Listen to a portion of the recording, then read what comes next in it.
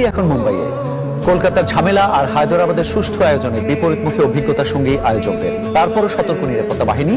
সচিন, কোহলি, ধোনি থেকে শুরু করে জন আব্রাহাম, কারিনা কাপুরদের সাথে দেখা হওয়ার কথা রয়েছে তার। খেলবেন তারকাদের সাথে ফুটবল, হাঁটবেন ফ্যাশন শো র্যাম্পে।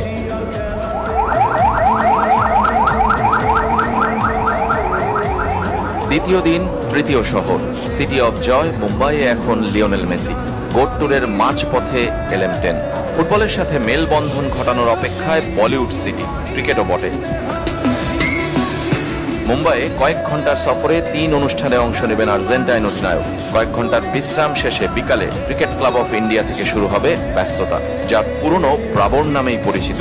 সেখানেই দেখা হতে পারে সচিন টেন্ডুলকার, বিরাট কোহলি ও মহেন্দ্র সিং ধোনির সাথে। খেলবেন প্যাডেল গোট কাপ।